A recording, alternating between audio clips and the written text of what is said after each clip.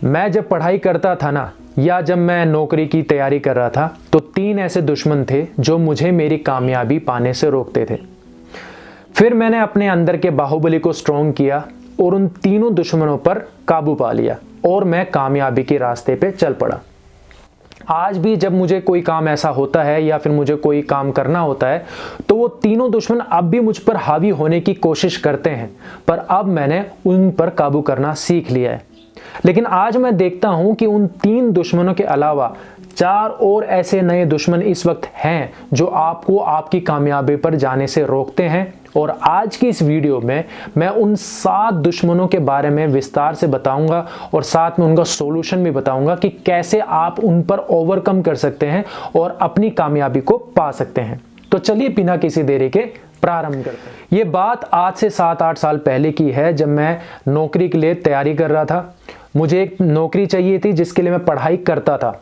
देखिए, मैं रियलिटी बताऊं तो मुझे पढ़ाई में कोई खास इंटरेस्ट नहीं था, फिर भी मुझे पढ़ाई करनी पड़ती थी क्योंकि मुझे पता था कि पढ़ाई करूंगा तो ही मुझे नौकरी मिलेगी।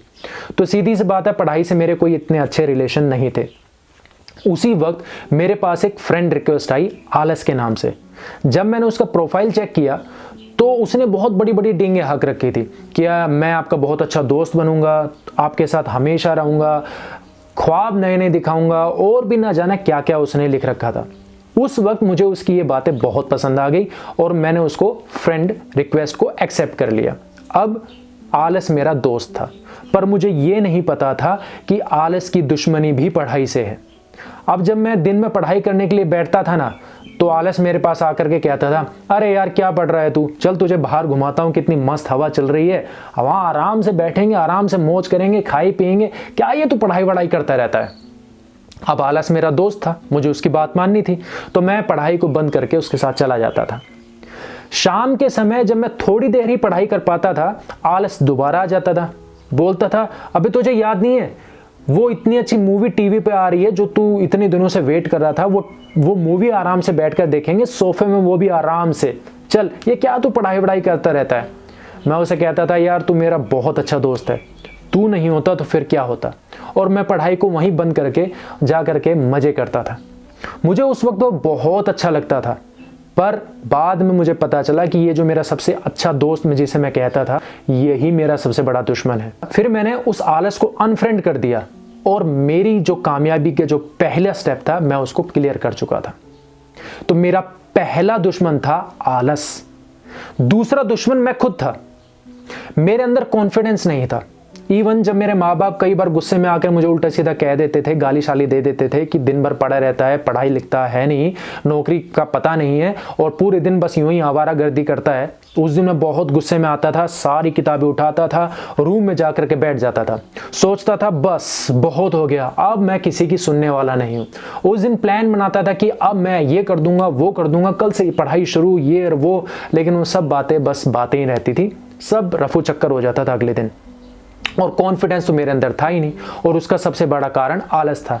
पर जब मैंने आलस को अनफ्रेंड कर दिया था, तो धीरे धीरे मैंने अपने अंदर के कॉन्फिडेंस को भी बूस्ट करना शुरू कर दिया था, और इसकी वजह से मैं सक्सेस की तरफ एक और कदम अपना बढ़ा सका। तीसरा दुश्मन था मेरे दोस्त। अगर आपको ऐसा लग रहा है कि मैं गलत कह रहा हूं और आपको वीडियो को बंद करने का मन कर रहा है कि क्या ये तू दोस्तों के बारे में ऐसी बात कर रहा है, तो यार ठहरो, एक बार ये मेरी वीडियो को सुन लो ध्यान से, आपको खुद समझ में आ जाएगा कि मैं क्या कहना चाह रहा था। तो मेरे कुछ दोस्त थे जो अच्छे दोस्त थे, उनमें से कुछ दोस्तों के तो मेरे जैसे ही नंबर आते थे, कभी पास होते थे, कभी फेल होते थे। पर कुछ दोस्त ऐसे थे जिनके कॉन्स्टेंटली एक जैसे नंबर आते थे और वो हमेशा बहुत अच्छे नंबर लेकर के आ जाते थे। मैंने कभी जानना भी नहीं चाहा, क्योंकि मैं सोचता था या तो ये चीटिंग बहुत अच्छी कर लेते हैं, और या फिर इनका जो किस्मत है, इनका जो लक है वो बहुत अच्छा है। एक बार हम सारे दोस्त मिलकर के बैठे हुए थे, एक दोस्त मेरा कुछ सोच रहा था, मैंने उससे ऐसे ही पूछ लिया, क्या सोच रहा है भाई। उसने कहा कि यार कल एक क्वेश्चन कर रहा था, वो कल दिमाग में आ नहीं रहा था, आज वो मेरे दिमाग में अचानक से आ रहा है। मैं एकदम से शौक रह गया। मैंने कहा, यार तू पढ़ता भी है? तो उसने कहा, हाँ यार पढ़ लेता हूँ कभी कभार, शाम के समय या रात के समय, भाई पढ़ना भी है, नौकरी भी लगनी है। तो मैंने उससे पूछा, यार तूने कभी बताया नहीं? तो उसने कहा, तूने कभी पूछा नहीं। तब जाके मुझे रियलाइज हुआ कि हम दोस्त कभी पढ़ाई की बातें तो आपस में करते ही नहीं। इसलिए फिर मैंने उन दोस्तों के साथ साथ ऐसे लोगों से भी दोस्ती करनी शुरू कर दी जो पढ़ाई के बारे में बातें करते हैं। और यकीन मानिए वहीं से मेरा टर्निंग पॉइंट शुरू हो गया। जब हम पढ़ाई की बातें करते थे तो बहुत सारे ऐसे सॉल्यूशंस, बहुत सारे ऐसे क्वेश्चन सोल्व हो जाते थे और उन्हीं की वजह से मैं कामयाब हो सका।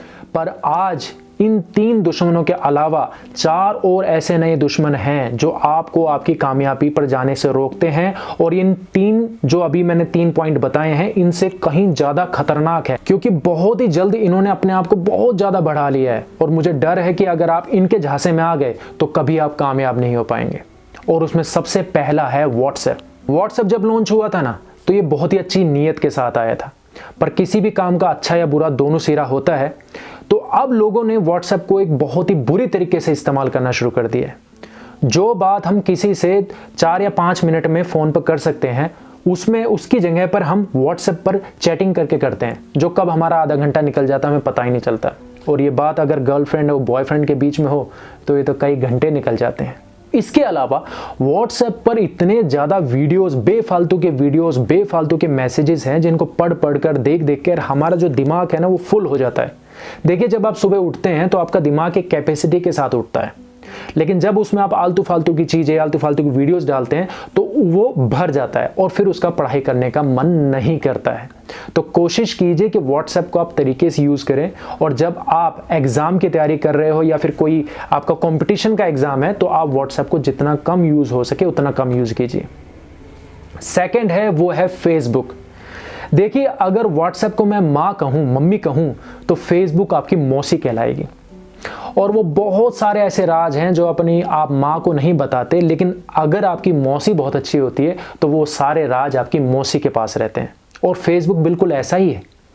ये एक अलग दुनिया में ले जाता है। जैसे एक हॉलीवुड की फिल्म आई थी ना, अवतार, ये बिल्कुल ऐसी दुनिया में लेकर के जाएगा। जैसे ही आप इसमें एंट्री करेंगे ना तो वहां पर आपको खुशी मिलेगी, गम मिलेगा, खुशी मिलेगी, गुस्सा मिलेगा, क्रोध मिलेगा, ईर्ष्या मिलेगा, यानी कि एक अलग ही लेवल की दुनिया वहां चलती है। उसमें आप बस स्क्रॉल करते रहिए, पढ़ते रहिए, देखते रहिए दुनिया को, और आपका कब दिन का दिन निकल जाता है, कई कई घंटे निकल जाते हैं, आपको पता भी नहीं चलता। और वो पूरा वेस्ट ऑफ योर टाइम और वेस्ट ऑफ योर मनी है। तो फेसबुक को अपने कम से कम अपने कंपटीशन के टाइम पर, जब आपका एग्जाम हो, तो फेसबुक को आप यूज मत कीजिए। थर्ड है टिकटॉक।